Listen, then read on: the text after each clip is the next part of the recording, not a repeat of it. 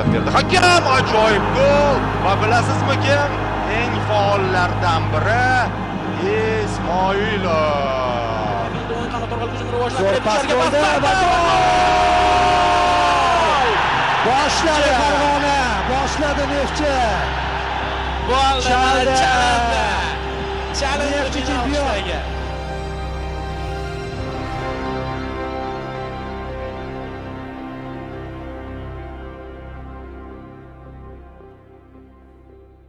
Neftchi nihoyat yana chempionlik taxtiga qaytdi.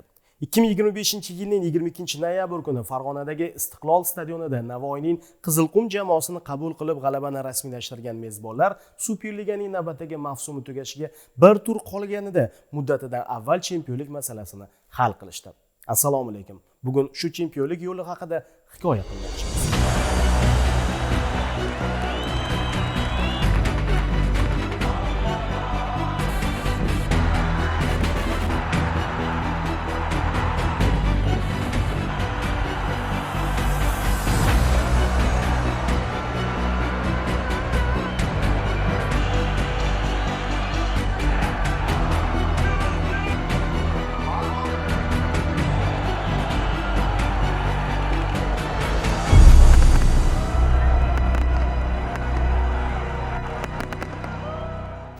Mazkur chempionlikni Neftchi muxlislari oz emas, ko'p emas, naqd 24 yil kutishlariga to'g'ri keldi.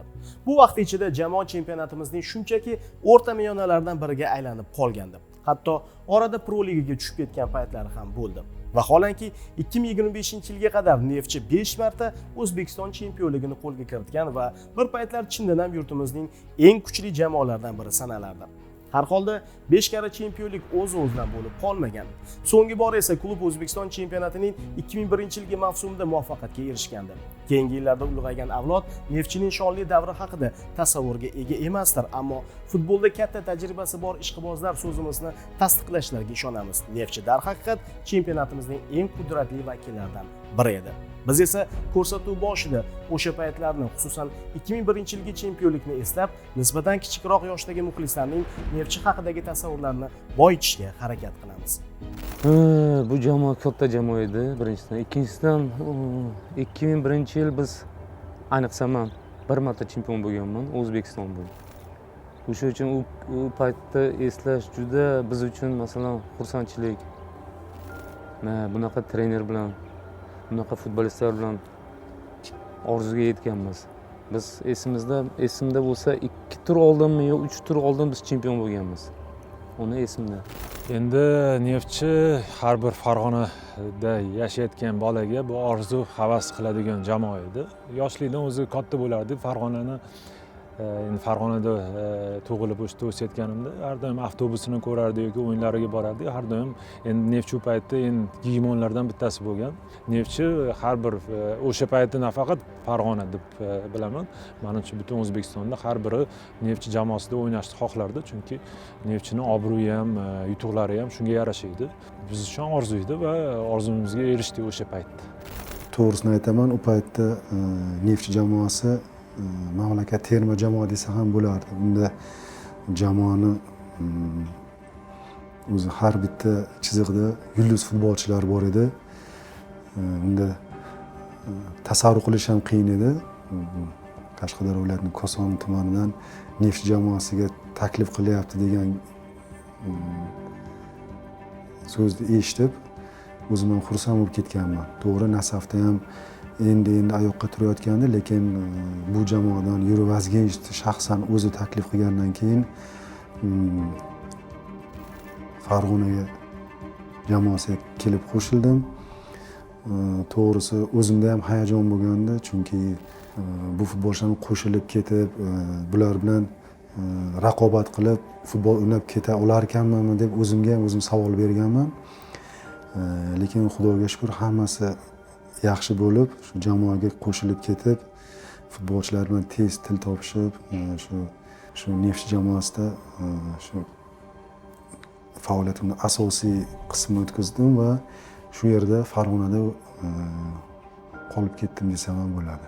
Dunyoda har bir milliy chempionatda rivojlanish pallasida muhim bo'lgan 2-3 jamoalar bo'ladi. Misol uchun Italiya seriyasida doimo 4 ta jamoa e'tirof etiladi va ularni qo'shgan hissasini ulushi boshqalarga qaraganda ko'proqligi aytiladi. Bizda o'sha aynan mustaqillikni qo'lga kiritgan paytimizda Paxtakor terma jamoa maqomidagi jamoa bo'lib turib O'zbekiston chempionatiga qo'shilgan va o'sha paytda Neftchi nafaqat Paxtakor bilan teng daraja hosil qilgan, balki uzoq yillar, adashmasam shu 10-12 yillar davomida ko'proq ulushi bor jamoaga aylangan. Chunki Neftchi sobiq ittifoq chempionatida Oliy ligada o'ynamagan, pastki ligalarda o'ynagan, lekin Paxtakordan keyingi darajada bo'lgan. O'zbekiston chempionati boshlangan paytda birdan bayroqdorga aylangan. O'sha paytda, misol uchun, terma jamoa maqomida bo'lib turib, sekin-sekin milliy chempionatga tushgan Paxtakorga yillar davomida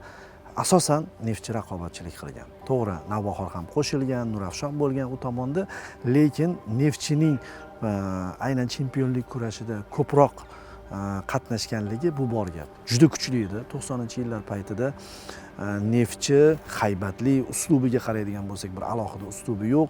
Futbolchilari nisbatan boshqalarga qaraganda qattiqroq, shiddatliroq o'ynaydi va terma jamoaga ham Neftchi juda ko'p futbolchilarni taqdim etgan. Endi hozirgi avlod u qadar bilmasligi mumkin, uzoq yil bo'lib ketdi. 24 yildan keyin chempion bo'layotgan jamoani bilmaslikka ham haqqi bor. Lekin buni qiyosini oladigan bo'lsak, Yevropa futbolida Milan yaqinda chempionlikni qo'lga kiritdi va yosh avlod Milan ota-bobolarimizdan eshitganmiz, yaxshi jamoa bo'lgan bo'lsa kerak, zo'r deyishdi, lekin eski Milanni ko'rgan muxlislar bu Milanning uzoq yillardan keyin titulni qo'lga kiritishini boshqacha qabul qildi.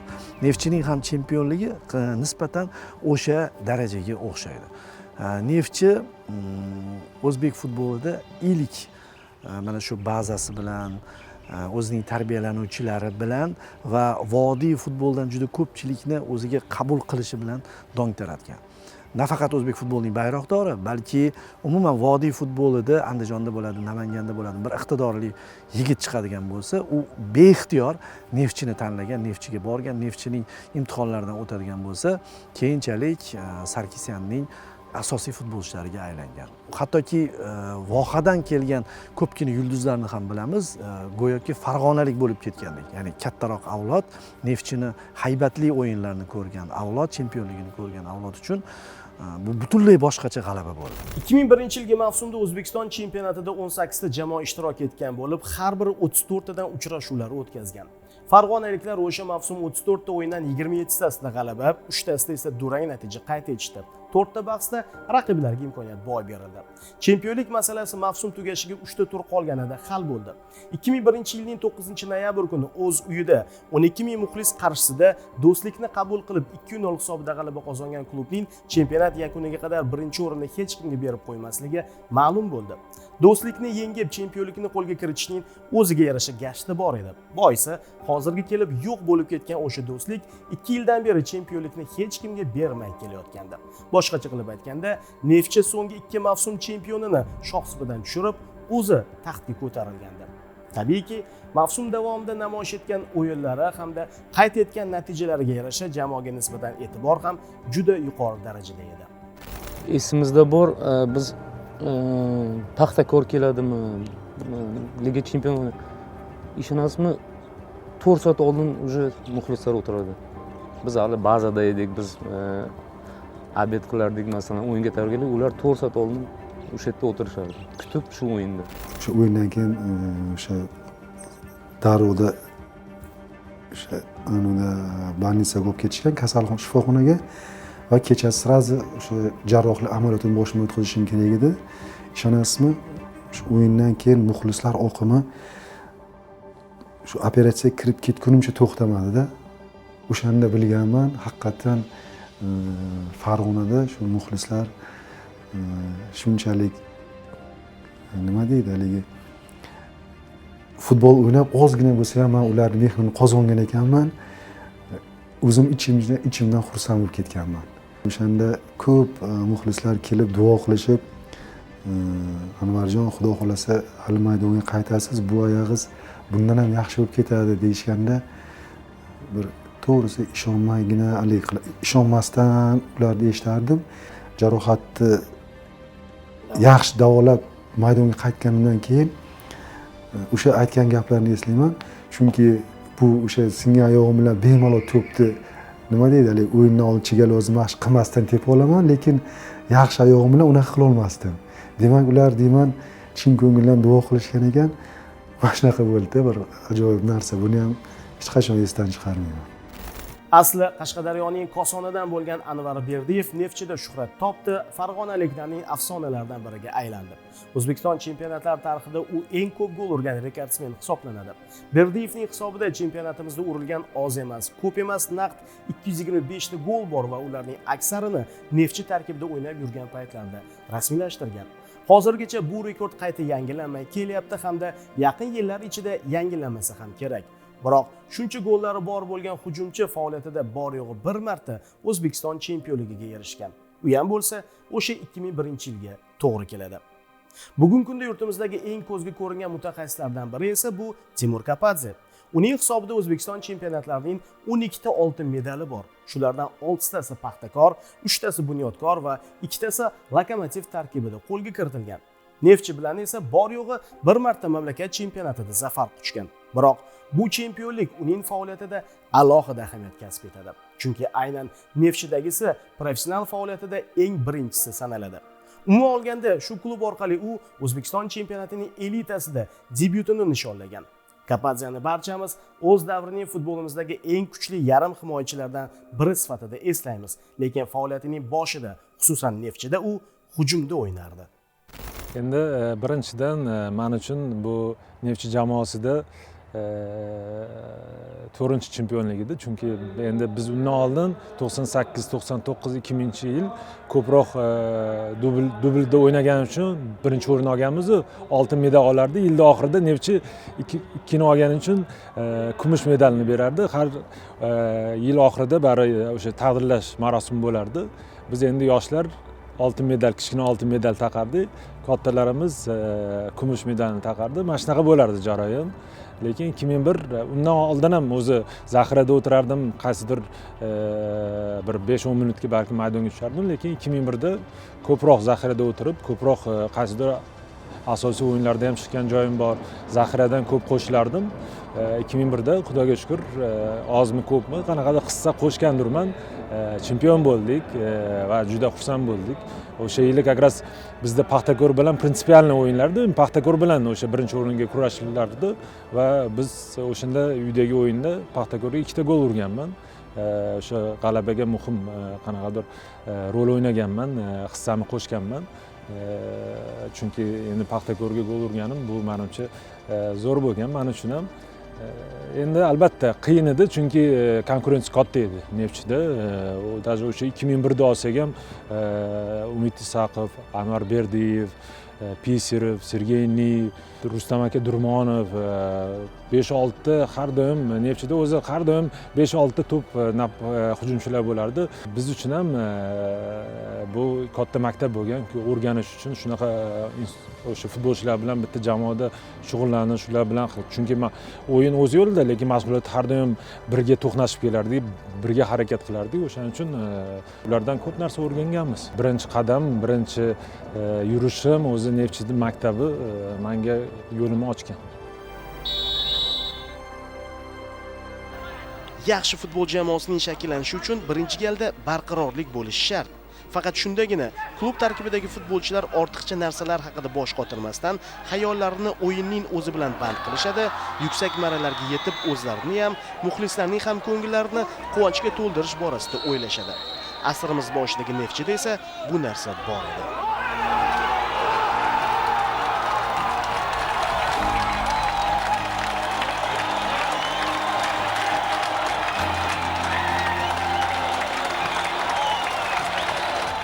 Kelardik, triumf qilardik. Stabilnost bordi bizda. Qanaqa stabilnost? Oyligimiz 5-da, premiya bordi, bo'ldi. Stabilni o'sha aytardik. Boshqa triumf qilardik, o'ynardik. Boshqa hech narsa unaqa xayolda yo'q edi. Va unaqa nima qilish kerak? Biz aytayapman, faqat kelardik, triumf qilardik, futbol o'ynardik. Ko'proq Liga chempionatini kutardik. Osiyo Liga chempionati o'ynasak, ana muxlislar xursand bo'lsin deb. Lekin 2001-yilgi mavsumdan keyin Neftchi ketma-ket 3 yil davomida chempionlik poygasida Paxtakorga imkoniyatni boy berdi. 2005-yil esa hatto kuchli uchlikka ham kira olmay 5-o'rin bilan cheklanishga to'g'ri keldi. 2006 hamda 2008-yilgi mavsumlarda jamoa yana sovrindorlar qatorida bo'ldi. Jumladan 2006-yil kumush, 2008-yil bronza medallariga ega chiqdi. Biroq shundan keyin Neftchi uchun sekin-asta pasayish davri boshlandi. Natijalar quvonarli bo'lmagandan keyin tom ma'noda e'tibor pasaydi. Stadionda muxlislar ham kamnamo bo'lib qolishdi. Boshqa jamoalar ham kuchayishni boshladi. Mana biz aytayotgandek, yani Paxtakor so'zsiz mana bunyodkor tashkil topdi. Sekin-asta Nasaf ham oyoqqa turishni boshladi. Neftchiga o'sha siz aytayotgandek taniqli futbolchilar kelish kamaydi. To'g'risini tan olish kerak. Kuchimiz narigi o'sha Paxtakor, bunyodkorlar bilan o'sha kurash qiyinroqdek tuyulishni boshladi. Shu darajamizda ham o'sha Paxtakor, bunyodkorga qarshi oxirigacha harakat qilardik. Nima deydi? Shu chempionlik yo'lida ular bilan talashishga. Muxlis jamoa yaxshi o'ynab turgan payt qo'llab-quvvatlab turadi. Xohlaymizmi yo'qmi, agar mabodo jamoaning o'yini chiqmasa, baribir o'sha muxlislar kamayishni boshlaydi. Chunki hamma asosan yana Farg'onada o'sha o'rganib qolgan bizdan oldingi futbolchilar juda ajoyib 4 karra chempion bo'lgan. Xohlaymizmi yo'q, bu narsa baribir ular o'zlaridan yaxshi nom qoldirib ketgani uchun bizni ham o'yinimizga kelib shu narsani kutardi.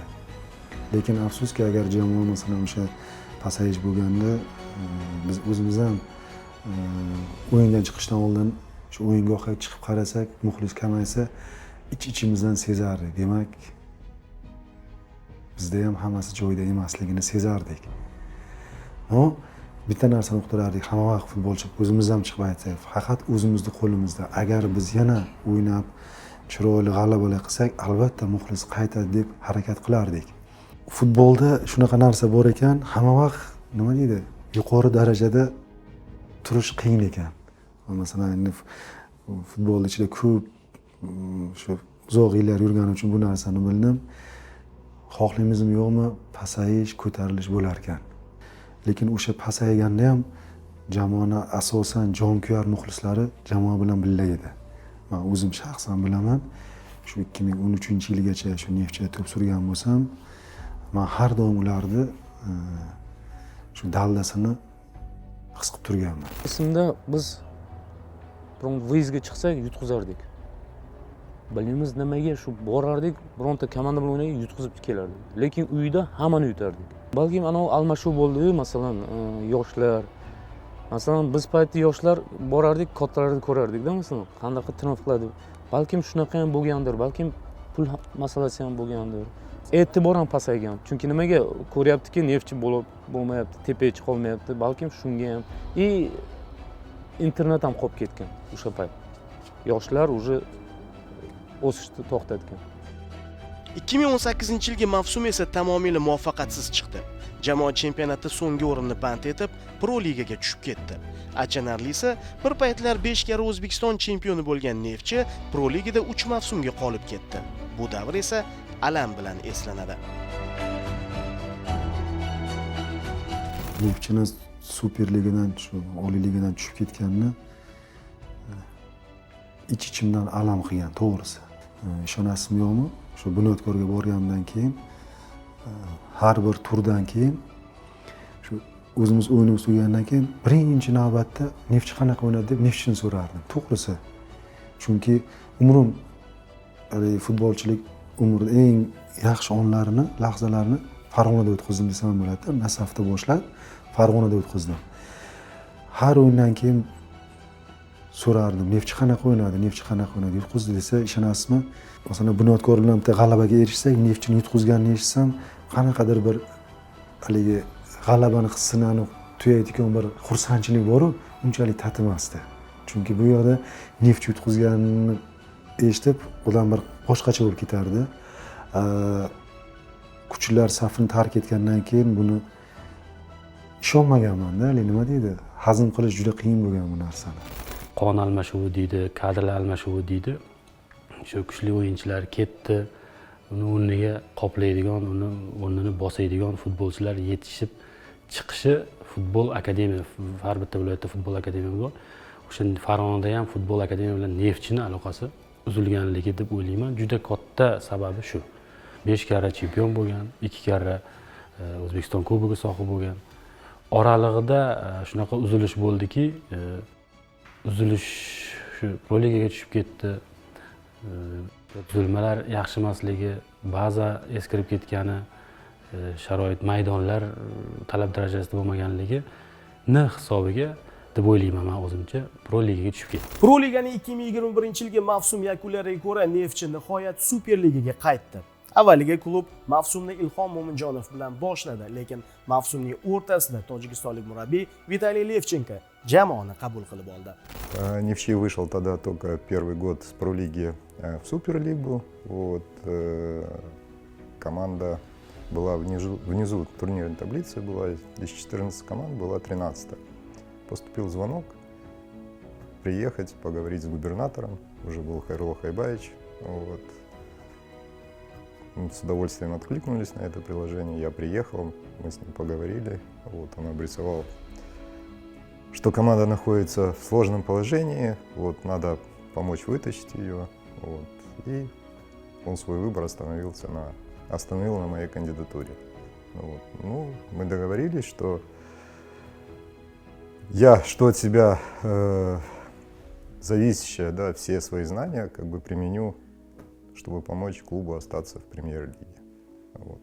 Мы пожали руки, и с этого началось сотрудничество.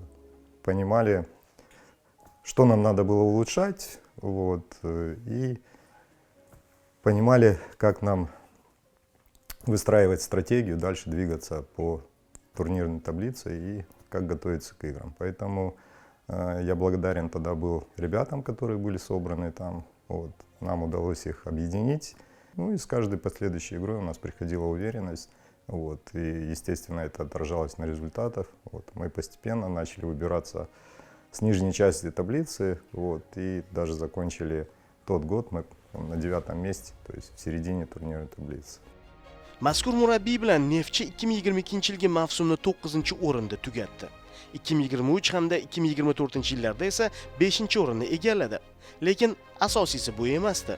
Muhimi jamoa uzoq yillardan keyin yana yuqori o'rinlar uchun kurasha olishi mumkinligini namoyish etdi. Bu vaqtga kelib esa jamoadagi sharoitlar ham yaxshi tomonga o'zgara boshladi.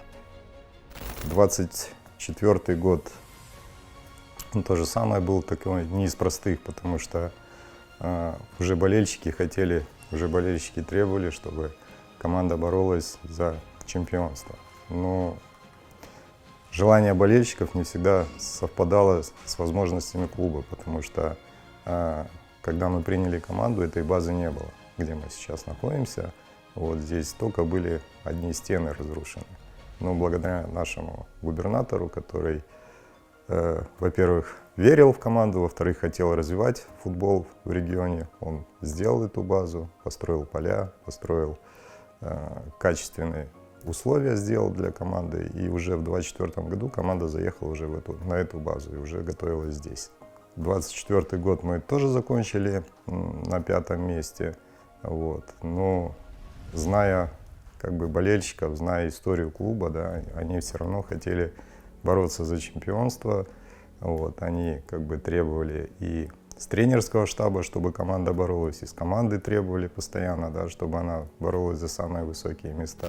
Yana bir futbolni viloyatimizga qaytarishda harakatida bo'lib, strategiya ishlab chiqildi ko'p yillik, 3 yildan 5 yilgacha. O'sha bu yilgi o'sha rejamiz oxirgi yili edi. O'sha o'zimizni tizim orqali harakatlandik. Birinchi nimaga e'tibor berdik? Farg'ona shahar kirgilik mavzesida Neftchini qarorgohi bazasi bo'lgan. O'shuni tiklash, infratuzilmani, u yerda maydon sonini ko'paytirish, futbolchi uchun sharoit deyilganda uni oyligi yoki premyalnisi yoki avtobusi tushunilmaydi. Bunda futbolchiga sharoit deganda futbolchi uchun nima kerak? Futbol qayerda o'ynaladi? Futbol maydonda o'ynaladi. Ularga sifatli o'sha sug'orish tizimiga ega, projektor yozda salqinda yoki yumshoq polya, tekis polya deb tushuniladi. Shuning uchun biz infratuzilmadan shu rejamizni infratuzilmadan yaxshilashdan boshladik. Ya'niki shu maydon, baza, yashash turishi, ovqatlanishi, o'sha kasal bo'lganda, travma olganda reabilitatsion sentrlar, doktorlar, shu med center boshqa shularga hammasiga urg'u berishdi. O'shandan boshladik. Nihoyat 2025-yilning boshi. Neftchi bu mavsumda o'z oldiga yuqori maqsadlarni qo'ydi. Gap faqat sovrinli o'rinlardan birini qo'lga kiritish haqida emasdi. Jamoa bir yo'la chempionlik borasida o'ylay boshladi. Buning uchun tarkibni tajribali va mahoratli o'yinchilar bilan kuchaytirish ham talab etilardi. Aslida bu boradagi harakatlar Neftchida 2025-yil emas, balki 2024-yilning ikkinchi yarmidanoq boshlangandi. Neftchiga o'sha Koreyada o'ynab yurdim o'tgan yilda. Yil oxirlarida o'sha Neftchidan taklif bo'lish boshladi. Mana shunaqa noyabr, dekabr oylarida. Lekin Koreyada 1 yil yana kontraktim bor edi. Lekin Neftchini o'sha oldiga qo'ygan maqsadlarini gaplashdim, o'sha mutasaddilar bilan, murabbiy bilan gaplashganimdan keyin u yoqda o'sha kontraktimni gaplashib, Koreyadagi komandam bilan Neftchiga o'tishga qaror qildim. Jamoaga kelganimdan, o'sha gaplashganimdan boshlab bildimki, что bu jamoa chempionlik uchun kurashadi. Chunki yig'ilgan o'yinchilar hammasi chempionlik uchun zadachani bajarish uchun kelgan o'yinchilar edi. Bizga taklif bilan chiqishganda oldilariga maqsad qo'yishganini aytishdi. Shu medal uchun, chempionlik uchun maqsadlarini biz eshitdik va o'zimiz ham buni xohlagan xohishimiz bor edi o'zimizda ham. Mana birinchi navbatda men shu jamoada yoshligimdan katta futbolga qadam qo'yganligim uchun o'ylanib o'tirmasdan men takliflarni qabul qildim. Bu yoqqa kelishimdan oldin viloyat hokimi bilan gaplashganman. Viloyat hokim maqsadlarini aytganlar. Men ham shu yaxshi niyatda, yaxshi maqsadda o'sha birinchi o'chirda shu chempionlikka kurashamiz deganlar uchun men kelganman. Селекционные моменты, они начались еще в процессе по ходу сезона, да, еще сезон 24 года не закончился, а уже начались вот эти вот процессы, потому что Йовичева уже договорились, да, подписали, вот, с Марушичем уже была договоренность, подписали, там, Джокич, Искандеров, Болтабаев, был вот Фарук Сайфиев, то есть группа футболистов, с ними уже велись переговоры, да, и уже предварительные какие-то договоренности были достигнуты, что они перейдут в Нефчи. Поэтому здесь набор там имен футболистов не говорит, что ты обязательно станешь чемпионом. Здесь должна быть система, здесь должна быть организация, вот. Ну и естественно еще без удачи, куда без нее, да, и должна быть удача. Поэтому вот эти все компоненты, я думаю, они здесь объединились у нас, да, и у нас получилось выполнить те задачи, которые перед нами ставили. Mavsum boshlandi. Anchayin kuchaytirilgan tarkibdan turgan gapki barcha ijobiy natijalar kuta boshladi. Ammo dastlabki 3 turda jamoa bironta g'alabani muxlislarga taqdim eta olmadi.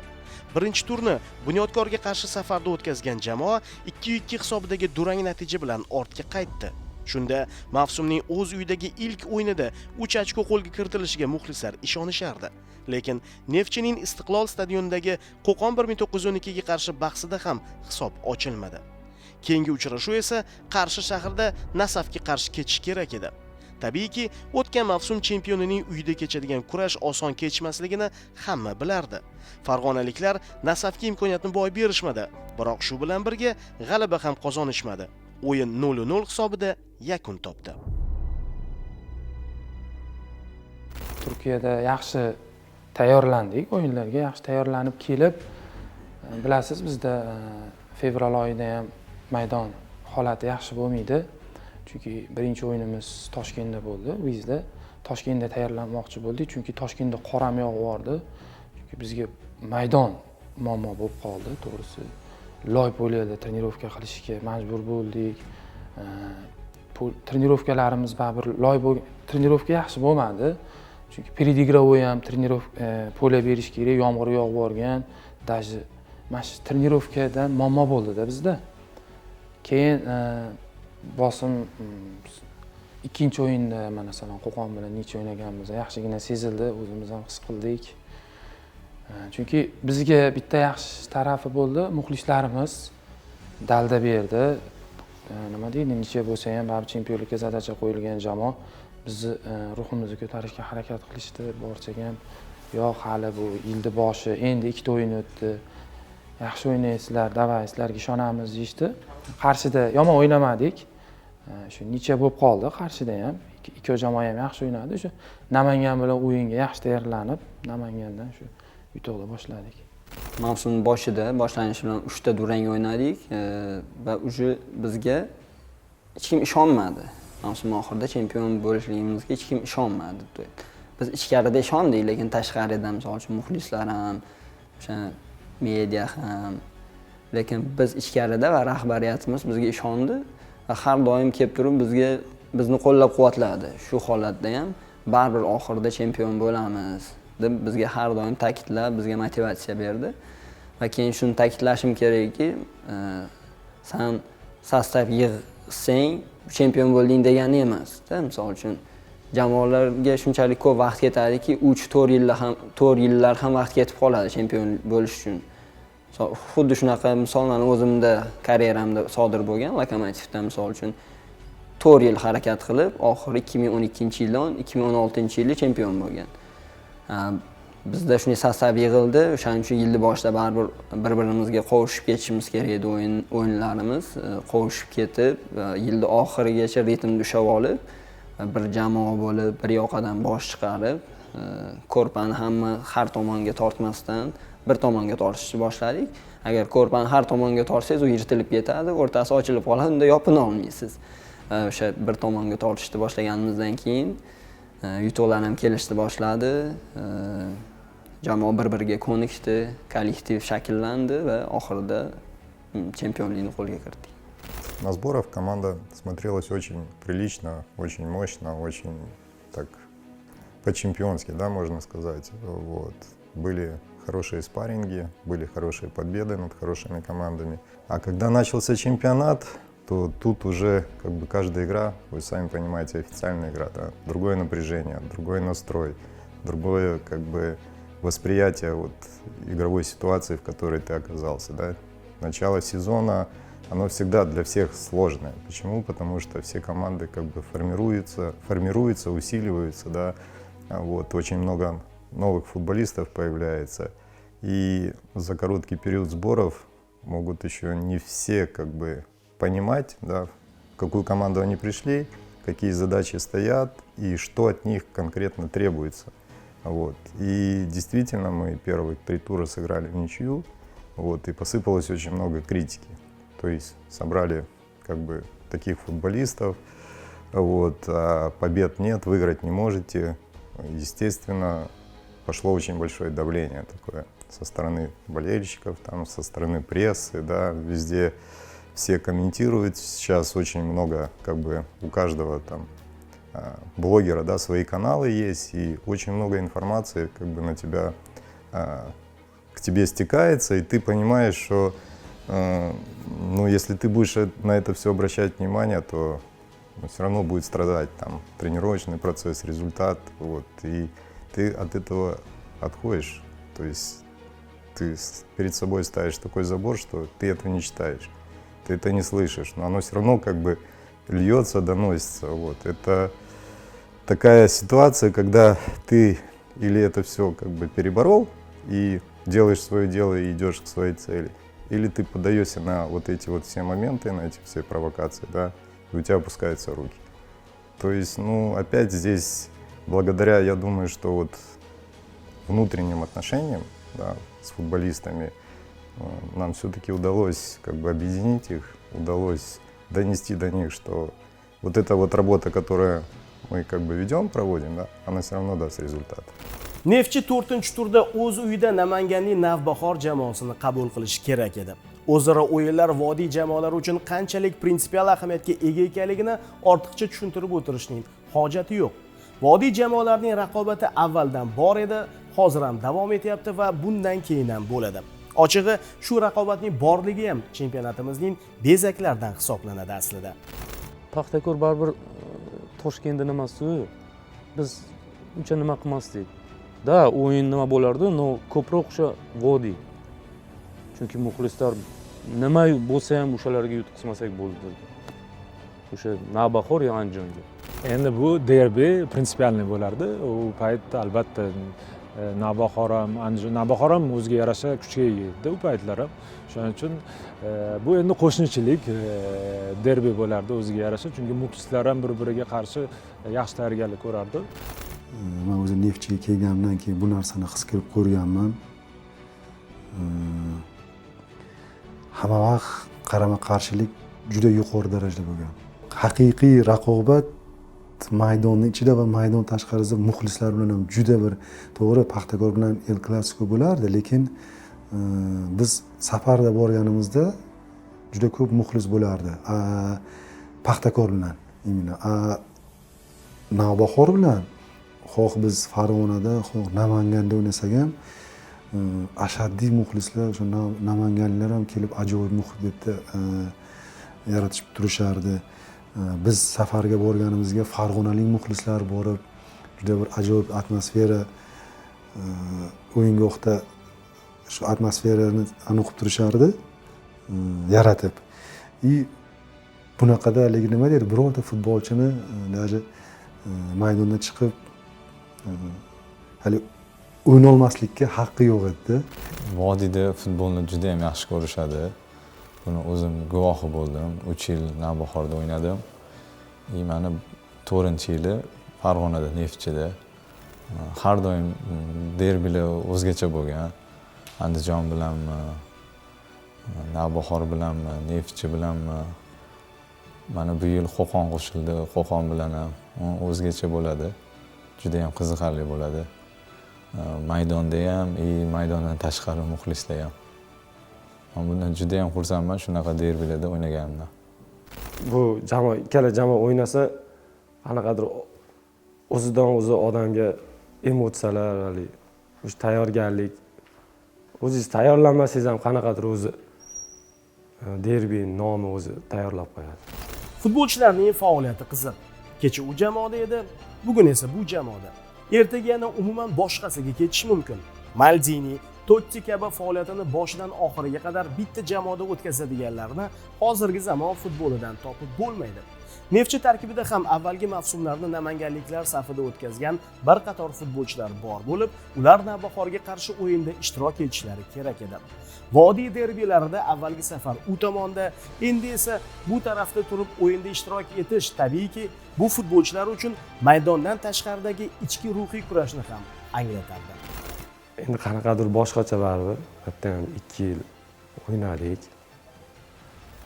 Muxlislari qanaqadir joylarda yoqtirishdi, qanaqadir joylarda negativlar bo'ldi. Endi men qaysidir jamoada misol libosini kiydim. O'sha jamoa uchun jonimni beraman, jamoa uchun o'ynayman. Endi to'g'ri qabul qilishadi deb o'ylayman. Endi baribir qanaqadir ozgina bo'lsa ham hayajon bo'ladi. 3 yil shu Namanganda bo'ldim, Navbahorda. U yoqda 3 yil chiroyli o'tdi menda. U yoqda qanaqadir sovrin yutish uchun bordim, nasib qilmagan ekan. To'g'risi, boshida juda ham qiyin bo'ldi. O'sha Navbahorda 3 yil harakat qilganman. Mana hozir Farg'ona Neftchiga kelib, shu Navbahorga qarshi o'ynash qanaqadir bir o'ylaysiz-ku, oldin mana 3 yil davomida o'sha yerda harakat qildim deb hamma narsani o'tkazgandan keyin bir qanaqadir o'ziga yarasha his-hayajon bo'ladi. Maydonda shunaqa payti ham bo'ldiki, oyoq qo'l bitta ikkita joylarda masalan o'zimga bo'ysunmadi. Maydonda ham masalan o'zimga o'zim masalan gapirishim mumkin. Jamshid sabratsiya qilgan. Bitta ikkita xato bo'ldi, davay deb shunaqa narsalar ham bo'ldi. Endi shu maydonda do'st yo'q deydi-ku, men Farg'onadaman, Neftchidaman, menga faqat yutuq kerak. Yutuq uchun o'ynab, harakat qilib yutdik. Maydondan tashqarida do'st bo'lib yuraveramiz. kim bilan bo'lsa ham. Navbahorga qarshi o'yin kutilganidek shiddatli hamda voqealarga boy o'tdi. Ikki tomon ham ikki hissa kuch bilan harakatlanib, maydonda borlarini berishdi. Bunaqa darajadagi o'yinlarda boshqacha bo'lish mumkin emasdi.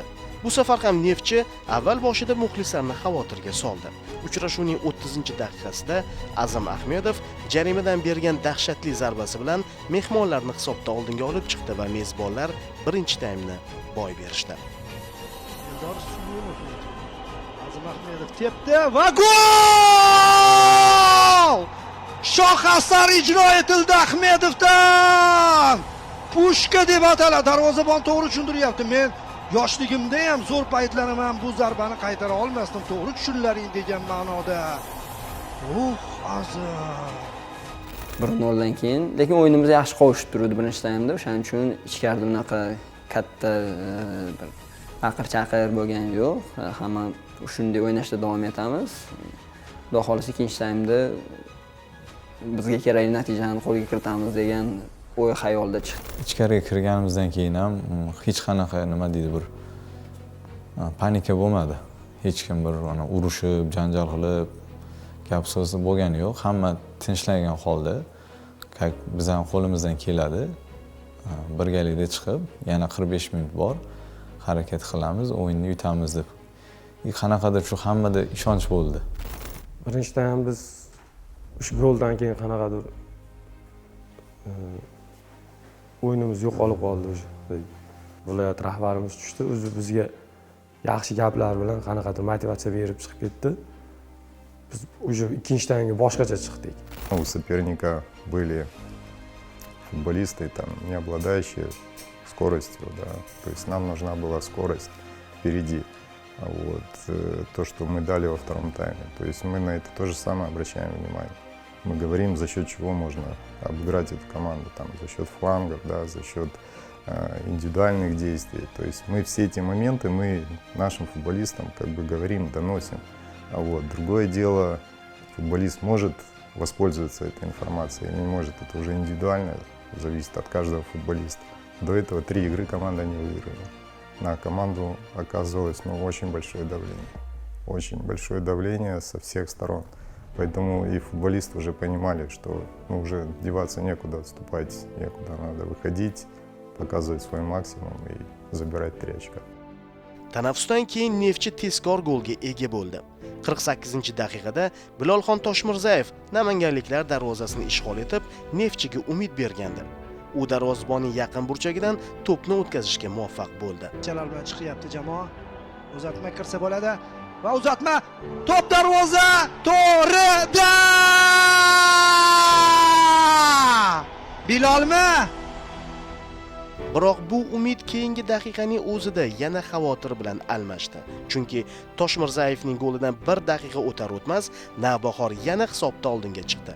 Ruslanbek Jiyanov maydon egalari darvozasiga to'p kiritdi. Neftchining golidan hech qancha vaqt o'tmay, Navbahor darhol javob bergan lahzalardagi ikki tomonning holatini tasavvur qilavering endi. 1 daqiqaning o'zida oyoqlar orasidan gol urib javob beryapti. Navbahor tez gol o'tkazdik, sirazi undan yana anim bo'lib qoldi. Odam qanaqadir qo'rquvga tushadi. Baribir hali o'yinimiz o'xshamayapti. 3 ta turdan beri o'yinimiz o'xshamayapti. O'sha yosh katta futbolchilarimiz hammaga poddershka qilib, shu nimasida chiqib ketdi deb o'ylayman. Bir-biriga poddershka qilib. Emotsional kacheylar deydi, shunaqa holat. Bir ko'tarilib, bir tushib ketasiz. Bunaqa holatda qaytish juda ham qiyin. Shunaqa o'yinlarda, ayniqsa derbilarda, mana shunaqa holat bo'lsa, qaytish juda ham qiyin, lekin biz o'zimizda kuch topa oldik va yana hisobni tenglashtirib va oldinga chiqib olishni ham uddaladik. Jiyanovning goli mehmonlarni qanchalik xursand qilmasin, bu ularning oxirgi gollari edi, ammo mezbonlarning emas.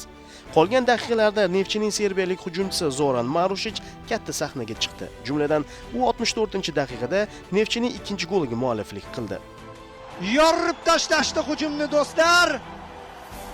Bu kombinatsiya deyiladi. Oradan 8 daqiqa o'tib esa, uning o'zi mazkur bahsda ilk bora maydon egalarini hisobda oldinga olib chiqdi. Amalda bu kurashlarga boy o'tgan bahsga qo'yilgan so'nggi nuqta edi. Uchrashuvda hisob ochilgan vaqtda namanganlik muxlislar goldan va uning chiroyidan qanchalik quvongan bo'lsalar, o'yindagi so'nggi golda endi bayram farg'onaliklar tomonida edi. Zero Marushichning individual mahorat evaziga urgan goli Ahmedovning jarimadan bergan zarbasiga munosib javob bo'lgandi. Eng muhimi esa Neftchi mavsumdagi ilk g'alabasini eng prinsipial raqibiga qarshi o'yinda rasmiylashtirdi. Tugadi. Neftchi g'alaba qozondi.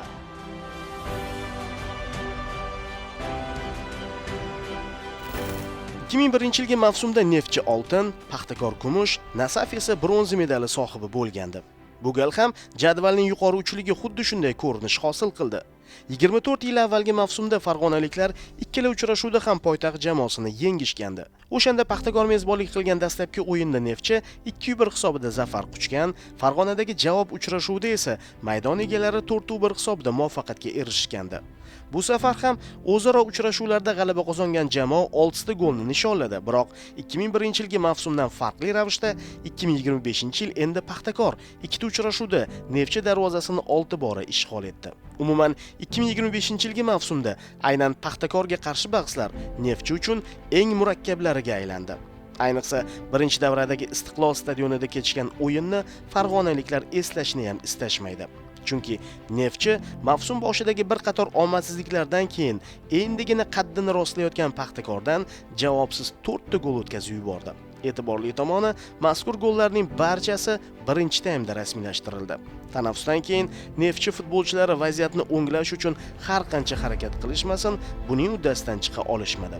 Neftchi o'zbek futboli klassikosida o'z uyida 0-4 hisobida mag'lubiyatga uchradi. 3 kun oldin Namanganda kubokda o'ynadik. Bizda juda charchoq ko'p edi. 90 minut o'ynadik.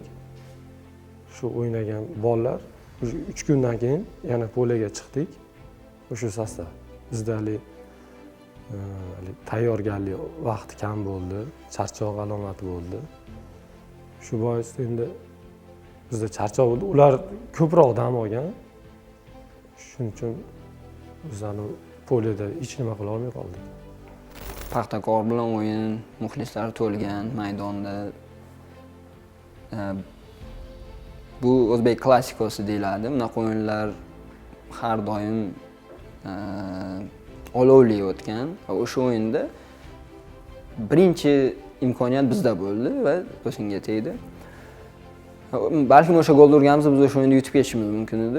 Shunday bo'ldiki, 40-minutdan 45-minutgacha 3 ta gol bo'lyapti va jamoa vobshe tushib ketdi pastga.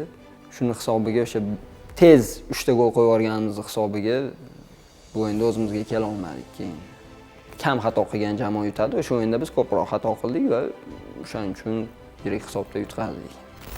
Men o'ylayman shu nastroyni juda ham ko'p qo'yardik. Jamoa bilan mana chiqamiz, kurashamiz, yutamiz. Faqat shu g'alabani o'ylab tushdik maydonga. Biz shoshib qoldik maydonda. Faqat ko'proq pressinglar qilib, biz o'zimiz orqada obronada ko'p bo'sh joylar qoldirib, o'shani evaziga ham yutqizdik deb o'ylayman. Muxlislarimiz ham juda ko'p xohladi yutishimizni. Muxlislar ham masalan qo'llab-quvvatladi, biz ham oldiga yuguraverdik, lekin Paxtakor bu narsalardan foydalanib ketdi. Paxtakor bizgacha ham yaxshi o'yin ko'rsatmagan bo'lsa,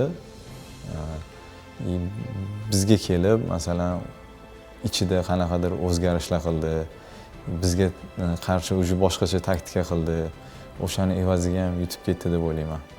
Biz qanaqadir shu shok holatga tushib qoldik. Hech kim tushunmadi bu narsani. Nima bo'ldi deb hamma hayron. Для меня до сих пор это загадка, как это произошло. Потому что мы готовились к этой игре, очень серьезно готовились. Вот, разбирали, анализировали. Это очень серьезный был удар. И в психологическом плане, лично для меня это было очень болезненно. Потому что ты понимаешь, что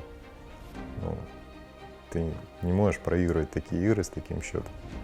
у нас такой был настрой, как бы, чтобы показать свои все лучшие качества. Вот. И мы ребятам давали установку, чтобы там не играли там от обороны, да, что не отсиживались, там, не отбивались, а наоборот, играли уверенно, играли нагло, как говорят. Родные стены дома помогают, да, и все время играть в атаку. Но мы поплатились за счет этого. Почему? Потому что Пахтакор был организованный, вот, и очень организованный в этой игре, собранный был. И они все свои мячи забили практически в контратаках, когда мы раскрывались, когда мы бежали вперед. Вот, к сожалению, назад не всегда успевали возвращаться. Очень много я смотрел эту игру, смотрел, анализировал, разбирал ошибки, которые мы допустили. Да, они там были как индивидуальные, так и командные. Поэтому я после этой игры очень долго не мог отойти и прийти в себя. Очень долго. И постоянно как бы в разговоре с ребятами говорил, что так играть и допускать такие ошибки, тем более дома, при своих болельщиках, мы просто не имеем и не имели права. Поэтому она очень тяжело переживалась, эта игра. Вот, и я думаю, что она добавила еще очень много седых волос. Lekin shu mag'lubiyatdan keyin to birinchi davraning yakuniga qadar Neftchi hech kimga yutqazmadi. Jamoa 9 ta uchrashuv o'tkazgan bo'lsa, shundan 6 tasida g'alaba va qolgan 3 tasida durang natija qayd etdi. E'tiborli tomoni, bu vaqt ichida duch kelgan raqiblari orasida medallar uchun kurashayotgan OKMK hamda Dinamo kabi jamoalar ham bor edi. Jumladan, Olmaliqdagi bahsda 2-2 hisobidagi durang natija qayd etilgan bo'lsa, Samarqand safaridan jamoa hatto 3 ochko bilan qaytishga erishdi. Shuningdek, Andijonda kechgan navbatdagi Vodiy derbisini ham Neftchi o'z foydasiga hal qildi. Bir tekisda kechmadi birinchi davra va o'sha birinchi davrani oxirida biz burilish nuqtamiz o'sha yerda bo'ldiki, biz taktikamizni murabbiy o'zgartirdi. 5-3-2 dan 5-2-3 ga o'tkazgani burilish nuqta bo'ldi.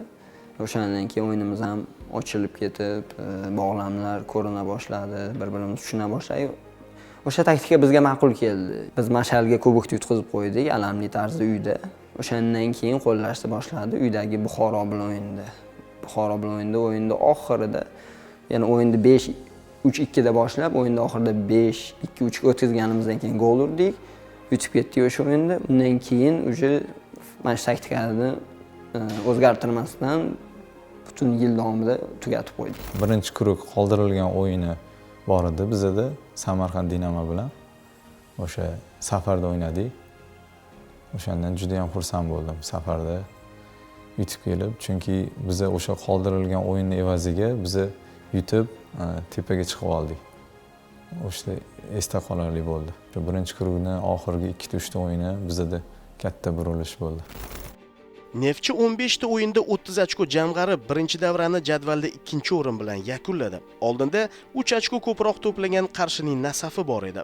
Tabiiyki, jamoa a'zolari va farg'onalik muxlislar yana chempionlik haqida o'ylay boshlashdi. Biroq ikkinchi davra kutilmagan mag'lubiyat bilan start oldi. Jamoa 16-turda Bunyodkorni o'z uyida qabul qildi.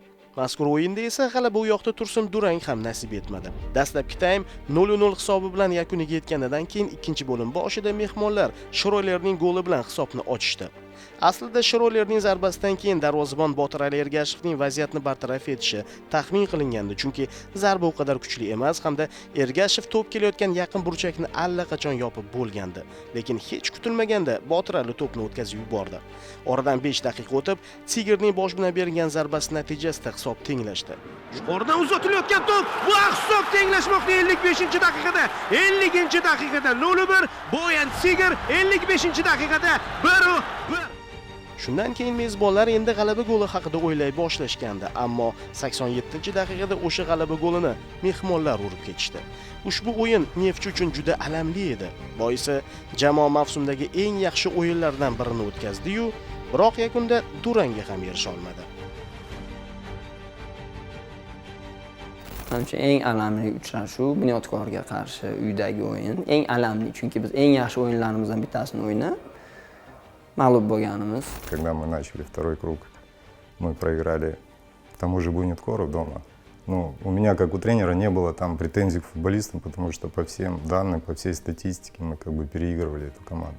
Вот. И получилось так, что вроде ты владеешь преимуществом, вроде ты как бы атакуешь и ждешь вот-вот, что сейчас собьем и выиграем, да, получается наоборот, то есть ты пропускаешь в конце игры, и у тебя даже не хватает времени отыграться. То есть вот такая ситуация, она тоже была, и ребята тоже как бы надламываются. И наша задача была вытащить их с этой как бы психологической ситуации, чтобы они поверили в себя. Taqvimga ko'ra, Bunyodkordan keyingi o'yinlar ham Neftchi uchun oson emasdi, lekin shunga qaramasdan klub ketma-ket 4 ta g'alabani rasmiylashtirdi. Mazkur uchrashuvlarning ikkitasi Vodiy derbisi maqomida bo'lib, biri Qo'qonda, ikkinchisi esa Namanganda o'tkazildi. Orada Neftchi eng asosiy raqobatchilardan biri, o'tgan mavsum chempioni Nasafni Istiqlol stadionida qabul qildi. Mavsumning eng muhim to'qnashuvlaridan birida Neftchi chinakam matonat ko'rsatdi. O'yin boshlanishidan oldin Nasafning 37 ochkosi bor edi. Neftchi esa 33 ochko to'plagandi. Demak, g'alaba farg'onaliklarni Nasafga maksimal tarzda yaqinlashtirar, lekin mag'lubiyat o'rtadagi farqni 7 ochkogacha kattalashtirib yuborardi. Bahsning 24-daqiqasida qanot himoyachisi Farruh Sayfiyevni qo'polligi uchun uchrashuv bosh hakami Ilgiz Tantashev maydondan chetlatdi. Qizil kartochka Farruh Sayfiyevga. Bir qarashda bu Nasaf uchun qo'l keladigandek edi, ammo 10 kishi bo'lib qolgan Neftchi Sayfiyevning chetlatilishidan 4 daqiqa o'tib, Jamshid Iskandarovning penaltidan bergan aniq zarbasi evaziga hisobni ochdi. Iskandarov, Ne'matov dueli, ruxsat berildi, zarba va gol!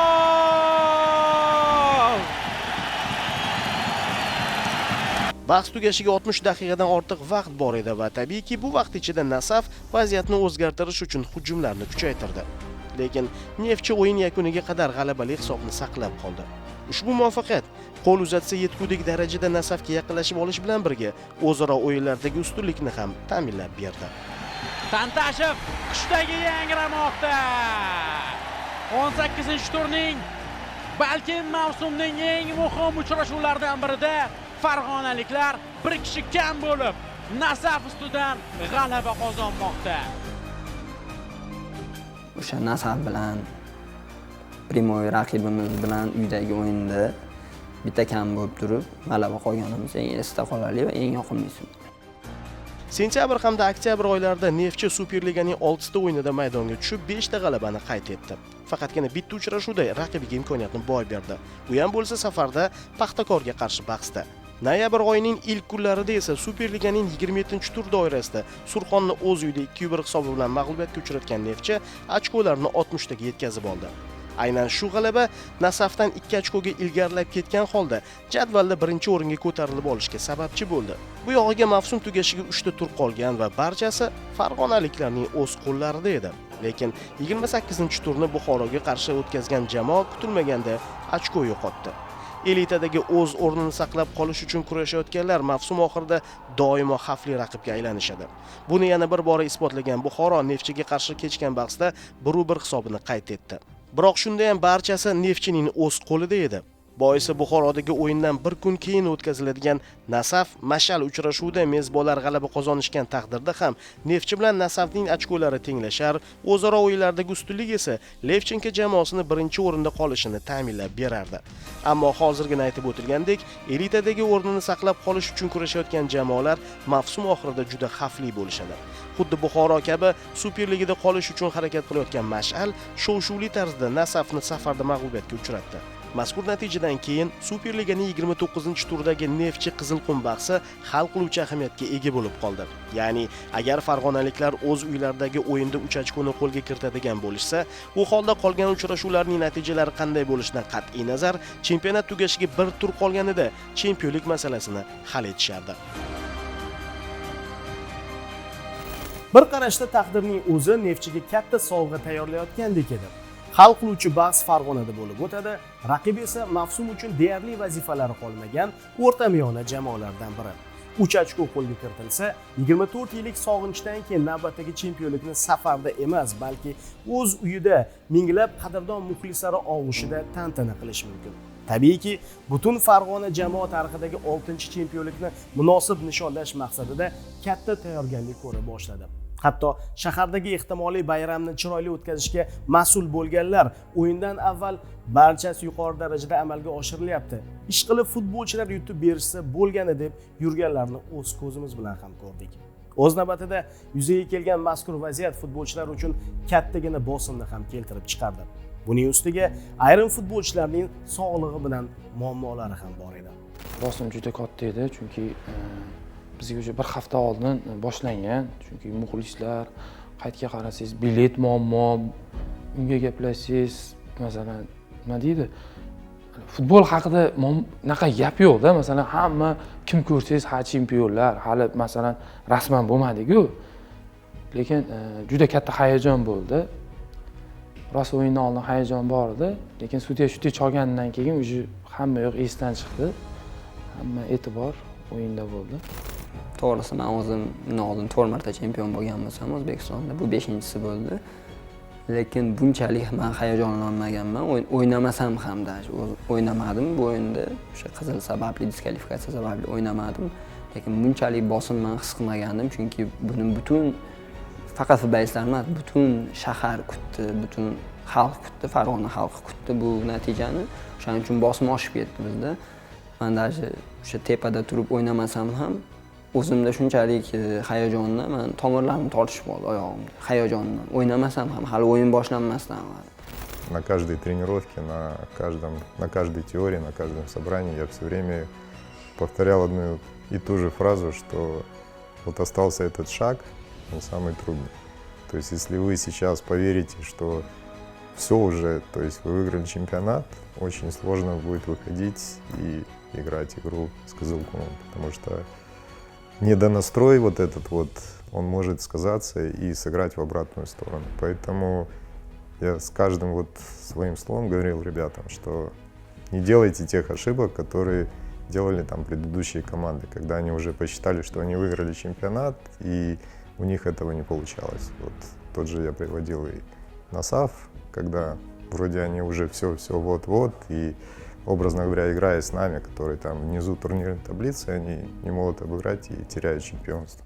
Большое спасибо нашему медицинскому штабу, то, что сейчас вот этот вот вирус, какой-то грипп, да, и у нас по 3 человека, по 2 человека выпадало, и очень было тяжело. То есть определиться с составом очень было тяжело, насколько готовы люди. То есть в индивидуальных беседах, вот когда говоришь, когда такая игра, каждый там, вот он не тренируется 2 дня с температурой, он говорит, я выйду, я буду играть. Там, сколько там, тайм, 2 дадите, буду играть. Nihoyat o'sha kun keldi. 2025-yilning 22-noyabr sanasi. Farg'ona Istiqlol stadioni. Barchada quvonch va hayajon bilan birga oz bo'lsa-da xavotir ham bor edi. Bir necha kundan beri chempionlikni nishonlashga tayyorgarlik ko'rayotgan shahar Neftchining Qizilqumga qarshi bahsini sabrsizlik bilan kutayotgandi. Chindan ham bayramni tantana qilish uchun barchasi yuqori darajada shay qilingan. Bu yog'iga futbolchilar yutib berishsa bo'ldi va ular yutib berishdi ham. 3-daqiqada Alisher Odilov yuqoridan kelgan to'pni bosh bilan darvozaga aniq yo'llashga erishdi. Eng muhimi, tezkor gol evaziga Neftchi futbolchilari yelkanlaridagi bosimni olib tashlashga muvaffaq bo'lishdi. 77-raqamda o'ynayotgan Bilolxondan aytish mumkinki, to'yli kurros darajasidagi pas bo'ldi. 19-daqiqada Alisher Odilov dublga erishdi. Marushichning to'p uzatishidan keyin birga-bir chiqib borgan hujumchi olis burchakni nishonga oldi. Amalda bu gol xavotirlarni tarqatib yuborgandek bo'ldi. Natijada taymni to'liq ustunlikda o'tkazgan Neftchi 2-0 ko'rinishdagi ishonchli hisob bilan tanaffusga chiqib ketdi.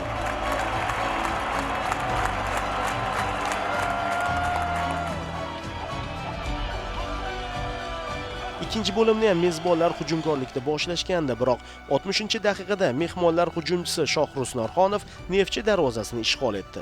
Bu gol farg'onaliklarni xavotirga solgani bor gap, biroq bahsni neytral muxlis sifatida tomosha qilayotganlar uchun esa vaziyat yanada qiziydigan bo'ldi. Lekin Norxonovning golidan 6 daqiqa o'tib maydon egalarining yetakchilaridan sanalgan Jamshid Iskandarov vaziyatni o'zgartirdi. Uning goli muxlislarni ham, jamoa a'zolarini ham ancha tinchlantirdi. Birinchi goldan keyin yechildi, iplar yechildi, ikkinchi goldan yana ham yengil bo'ldi. Keyin bir o'sha ko'chaga chiqib yana qaytib kelsak, o'sha 2-1dan yana o'sha напряжение ko'tarilishni boshladi, lekin o'sha jami 3-sini urgandan keyin bo'ldi, o'sha bu endi qo'ya olmaymiz deb ishonch hosil qildim.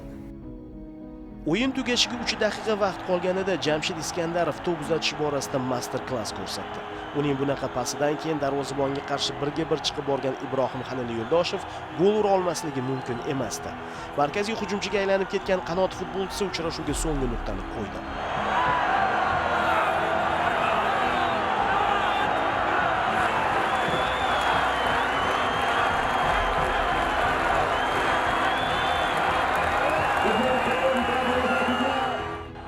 Yo'ldoshevning golidan bir necha daqiqa o'tib bahsni boshqarib borgan hakam Timurbek To'xtasinov so'nggi bor hushtak chaldi. Bu esa Neftchi uyida yirik hisobda g'alaba qozongani bilan birga o'z tarixida 6-bor chempionlikka erishganini anglatardi.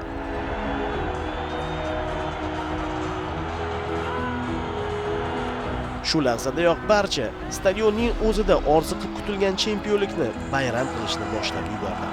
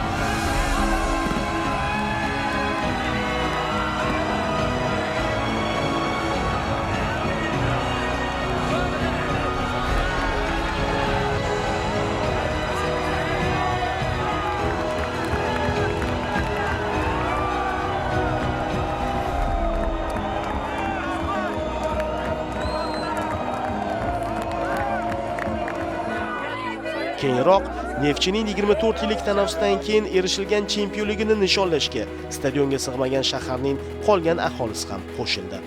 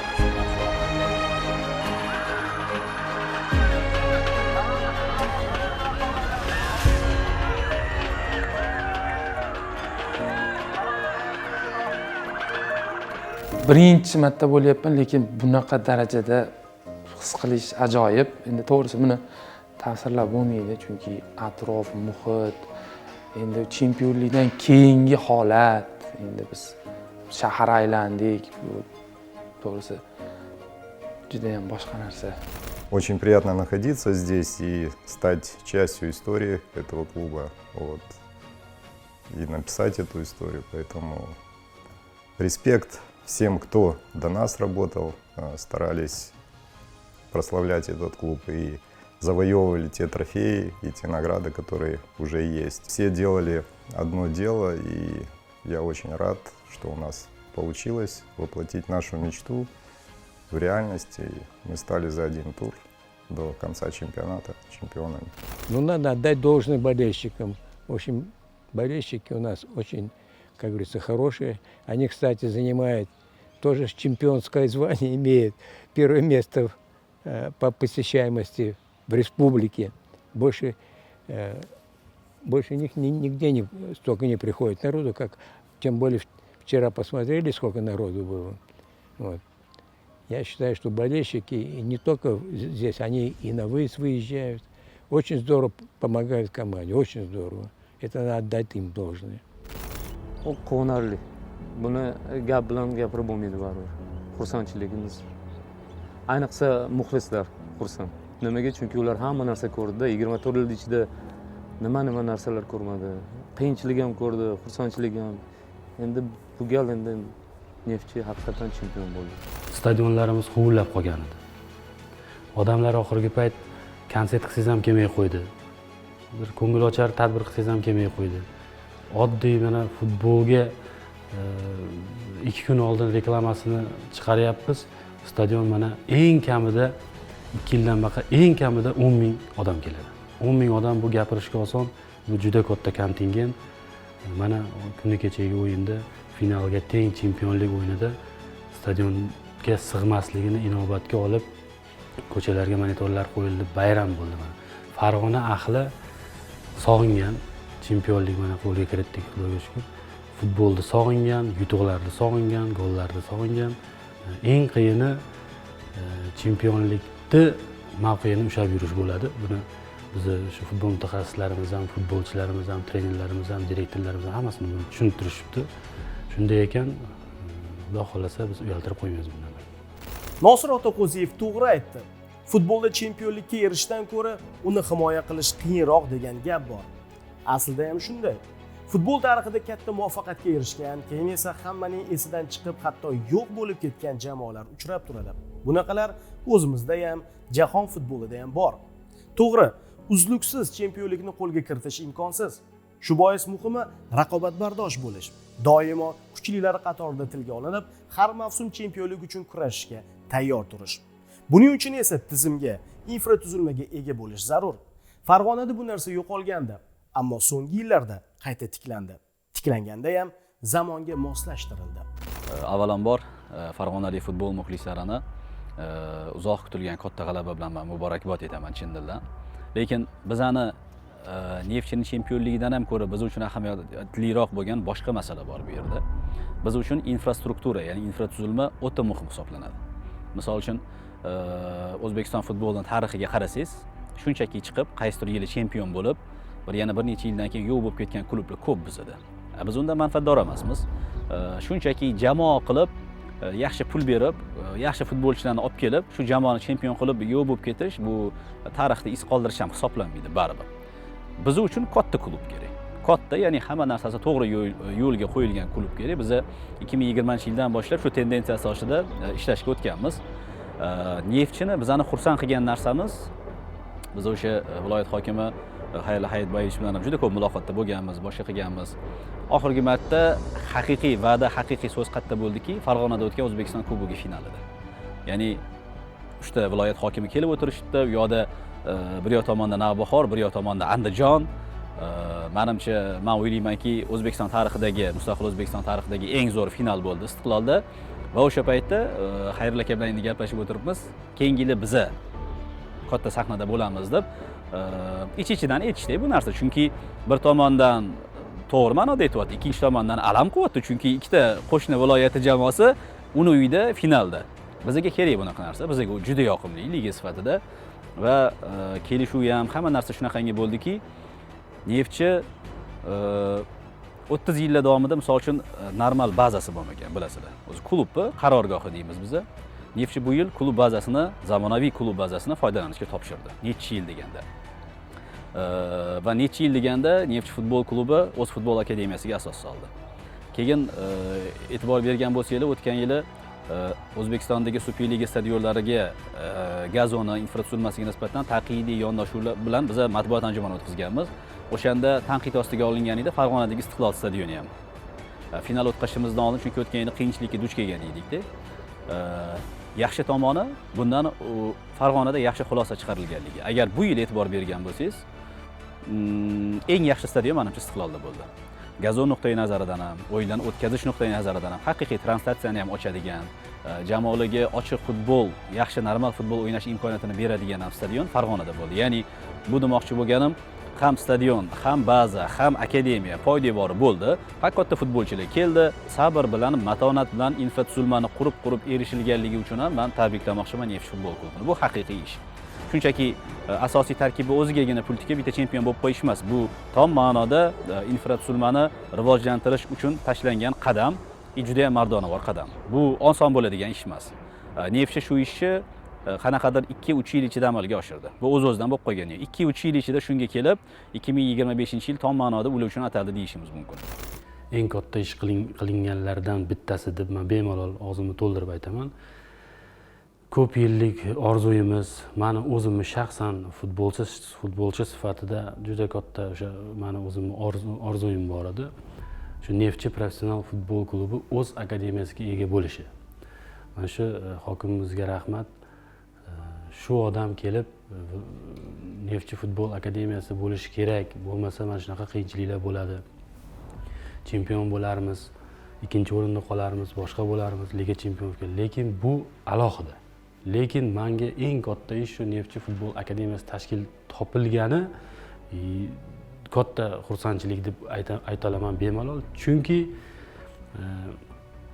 bu sir emas, butun hamma futbol mutaxassislari boshqasi biladi. Vodiydan juda ko'p iqtidorli bolalar chiqqan, undan oldin ham, hozir ham chiqyapti. Ko'p hozirgi yoshlarimiz ham Toshkentda, Bunyodkorda, Paxtakorda, Lokomotivda, Nasafda, boshqa Mashalda, boshqa akademiyalarda tahsil olyapti, o'sha jamoalarga, o'sha akademiyalarga ketyapti. Bu normal holat. Chunki ag'da musobaqa ko'p, sharoit yaxshi, infratuzilmasi yaxshi, trenerlari chet eldan, hamma narsa shu zamonaviy texnikalarga bilan jihozlangan holatda ota-ona hammasi ham o'sha yaxshi o'g'lim yaxshi sharoitda shug'ullansin, yaxshi sharoitda yaxshi futbolchi bo'lib yetishib chiqsin, tezroq futbolchi bo'lsin degan maqsadda o'sha ota-onalar o'sha yaxshi akademiyalarga olib ketib turdi shu paytgacha. Mana Neftchi futbol akademiyasi bu yil tashkil topdi. Bu yildan уже saralashni boshlaganmiz. Bizda ham 7 ta guruh bo'ladi. 9 yoshdan 17 yoshgacha biz o'sha bolalarni qamrab olish rejamizda bor. Nizomlari shakllangan, guvohnomasi chiqqan. Уже mana Ukrainadan biz o'sha direktorni, mutaxassisni, futbol mutaxassisini taklif qildik. Viloyat hokimimiz o'zlari gaplashishdi, kelishdi, shartnoma ham tuzdik. Hozirgi kunda, mana shu hozirgi kunda o'sha seleksiya jarayonlari, o'sha guruhlarni shakllantirish bo'yicha seleksiyalar ishlari olib borilyapti. O'qish haqiqiy o'sha ochilishi, o'qishlari shu yanvardan rejalashtirilyapti. 7 ta sinf bo'ladi.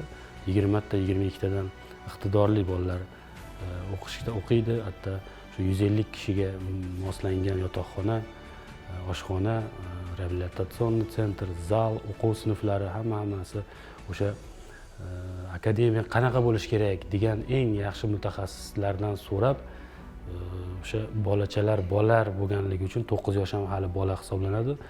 Bola faqat futbol bilan bog'lanib qolmasligi uchun misol eng yaxshi mutaxassislardan so'raganmiz. U futboldan tashqari, o'qishdan tashqari oralig'ida игровой sentr deydi. Игровой sentrgacha mana shu viloyat hokimimiz bosh o'zlari qilib berishdi. O'sha PlayStation'i bormi, haligi futbol o'ynaydigani bormi, shaxmati bormi, basseyni hammasi bor. Undan tashqari o'sha infratuzilmada maydonga keladigan bo'lsak, 6 ta umumiy maydonlar soni 6 ta maydon bo'lyapti. O'sha bitta 5 gektarlik joyda. Birinchi maydonimiz standart bo'ldi, sun'iy bo'lib yopiq bo'ladi, naduvnoy deyishadi. Shu mana milliy markazimizda bo'ldi. Xuddi shu yozda salqin, qishda issiq. Hozir shartnomasini tuzdik, u yo'zi kelyapti. Uni zakazini qildik. Bundan tashqari xuddi shunday bitta maydon, tabiiy maydonlik, o'sha standart maydon nima qildik, projektorli, tagidan shu sug'orish tizimlari avtomatim chiqadigan 300 kishilik tribuna, shu undan tashqari 60 ga 90 yana bitta tabiiy mashg'ulotlar maydoni, ikkita 20 ga 40 futbol maydoni qildik. Bittasi qumli, bittasi sun'iy, uni ham usti yopiq. Undan tashqari yana bitta sun'iy, u ham 60 ga 90. Hammasi o'tirib 6 ta bitta futbol akademiyaga 6 ta maydon, ikkita standart, ikkita nostandart va ikkita 60 ga 20 ga 40 maydon, hammasini usti yopiq. Shu muxlislar o'tiradigan skameykalar bilan, projektorlar bilan, sug'orish tizimlari bilan qilinyapti. Undan tashqari binoda futbolchilar yotoqxonasida, binosida shu pastida shu podval qismi deymiz. Podval qismida trenajyorniy zal, basseyn, Wi-Fi bor, televizor bor. Har bitta shu yoshda 3 kishidan ham qilmadik. Ataylab shu futbolchilar qanaqa, asosiy futbolchilar qanaqa yotadigan bo'lsa, qanaqa sharoitda bo'ladigan bo'lsa, 2 kishidan qilib, katta xona qilib, dars xonasini ham, stol, partalarni ham ichkariga olib kirib joylashtirdikki, hech qanaqa bir kamchilik bo'lmasin o'sha bolalarda. Tezroq shu men ham shu Neftchi nima yesa, Neftchi qayerda yotsa, men ham shu akalarimga o'xshagan sharoitda yotyapman. Tezroq men o'sha chiqay-yu, elitga chiqay degan intilish bo'lsin deb turib biz kamchilik qilib ko'rsatib qo'ymadikki, bolalarimizga ham Neftchi asosiy sostavidan kam bo'lmagan sharoitda yashashadi, shug'ullanishadi. Bu hammasiga turtki bo'lgan avvalambor shu muhtaram prezidentimizni sportga, ya'niki shu futbolga berilayotgan e'tiborlari, futbolni sevib tomosha qilganlari, o'sha maydonni o'zida, stadionni o'ziga kelib qo'llab-quvvatlab turgani bu milliy terma jamoamizga ham, olimpiya terma jamoamizlarga ham, undan tashqari bizning yoshlarimiz, futbolchilar, mutaxassislar bu narsani ko'rib turishib, his qilishdi. Shuning uchun ham futbolga kirib keladigan yosh, iqtidorli shu xohlovchilarning oqimi o'zidan o'zi oshib ketdi. Bu o'sha hozir boshida aytganimdek, shu muhtaram prezidentimizning futbolga bergan e'tiborlari tomon deb o'ylayman. Futbol ishqibozi uchun jamoaning muvaffaqiyatga erishishi juda muhim. 2025-yilda esa Neftchi o'z muxlislariga chempionlikni taqdim etdi. Ammo futbol mutaxassislari uchun chempionlikdan ham ko'ra tizimning mavjudligi ahamiyatliroq ekanligini o'zingiz ko'rdingiz. Zero aynan zamonaviy infratuzilma bugungi g'alaba tarixga aylanib yo'q bo'lib ketmasdan ertaga yana bardavom bo'lishi uchun, o'sha muxlislarning kelajakda ham quvonib yurishlari uchun xizmat qiladi. Neftchi 2025-yil chempionlikdan tashqari bu borada ham oldinga katta qadam tashladi. Bunaqa infratuzilmaga ega bo'lgan klubning muxlislari bugungi chempionlar ertaga shunchaki afsonalarga aylanib qolishlaridan xavotir olmasalar ham bo'ladi. Boisi tizim ishga tushdi. Demakki, Neftchi yana barqaror, kuchli va katta klubga aylandi.